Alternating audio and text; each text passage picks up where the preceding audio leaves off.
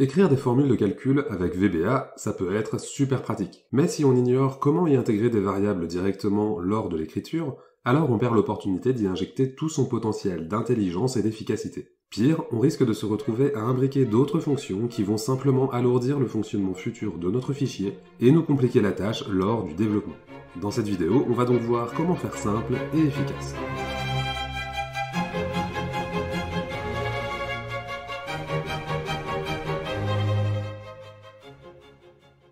On va partir d'un exemple simple. Ici, j'ai un tableau qui récapitule quelques ventes et je veux faire la somme du montant total en F5. Seulement, je veux que la plage s'adapte toujours à la longueur des données, je ne veux pas sélectionner toute la colonne D où se trouvent les montants. Si vous voulez pouvoir faire cet exercice en même temps que moi, vous pouvez télécharger le fichier sur lequel je travaille, le lien est dans la description. Bon, donc je vais commencer par enregistrer une nouvelle macro, je l'appelle somme variable, voilà, et je vais simplement écrire la somme telle qu'on doit la trouver dans la configuration actuelle. Voilà, je sélectionne la plage et c'est bon. Je peux arrêter l'enregistrement ici. À droite, j'ai ouvert le développeur. Vous voyez qu'à présent, je peux retrouver un module avec dedans la macro que je viens d'enregistrer. Bon, la première chose à faire, c'est d'identifier la fin de la plage. Je définis donc une variable fin plage et je vais repérer la position de la dernière ligne du tableau en utilisant le code suivant. Fin plage, donc ma variable, égale sales11.end xldown.row. J'ai présenté ça dans une vidéo précédente, n'hésitez pas à aller y jeter un œil si ce n'est pas clair, le lien est dans la description. Bon, je vais également ajouter au début de mon code une petite ligne pour sélectionner la feuille sur laquelle je travaille. Ce n'est pas vraiment utile ici car il n'y a qu'une seule feuille dans mon classeur, mais c'est une bonne habitude à avoir. Sans ça, vous risquez à un moment ou à un autre de faire fonctionner une macro sur la mauvaise feuille, et le résultat est rarement satisfaisant, on risque surtout de mettre un sacré bazar. Bon, le L de feuille et le 1 peuvent facilement être confondus, donc dans le doute, je vérifie que je ne me suis pas trompé. Ok. J'en arrive du coup au code que j'ai enregistré. D'abord, comme dans les dernières vidéos, je vais un peu faire du ménage. Les sélections intempestives ne sont pas utiles, et je vais identifier la cellule qui m'intéresse de la même manière que pour ma plage, avec la méthode sales. Donc sales 5,6, ça correspond bien à la cellule F5, c'est bien la cellule en 5e ligne et en 6e colonne. Ensuite, eh bien, on se retrouve de nouveau face à ce mode R1C1. Pour l'instant, Excel est en référence relative. Il part de la cellule F5 pour identifier la plage qui m'intéresse. On va prendre le temps de bien comprendre ça, même si j'ai déjà expliqué tout ceci dans une précédente vidéo, là encore, le lien est dans la description. Alors, regardons.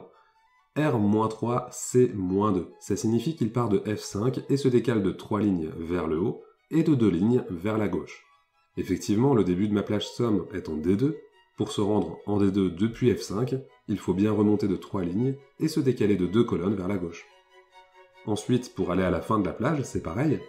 Il faut bien se décaler de 17 lignes vers le bas pour arriver sur la ligne 22, toujours en partant de F5, puis se décaler de 2 colonnes vers la gauche. Ça ne change pas. J'arrive ainsi en D22. Bon, pour gagner en lisibilité, on va passer en référence absolue, donc au lieu de toujours partir de F5, on va juste donner le numéro de la ligne et de la colonne qui nous intéresse.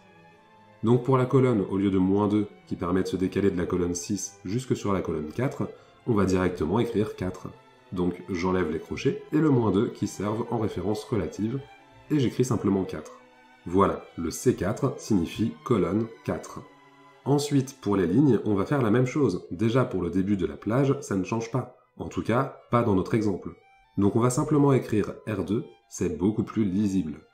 En fait, désormais, R2C4, c'est la même logique que pour notre notation avec sales. On donne le numéro de ligne et le numéro de colonne, ce n'est pas plus compliqué que ça.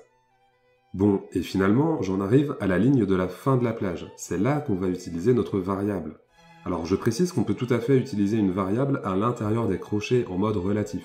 C'est à faire avec prudence, mais c'est possible. Dans notre cas, on va faire plus simple et on va utiliser notre variable en référence absolue, comme pour le reste.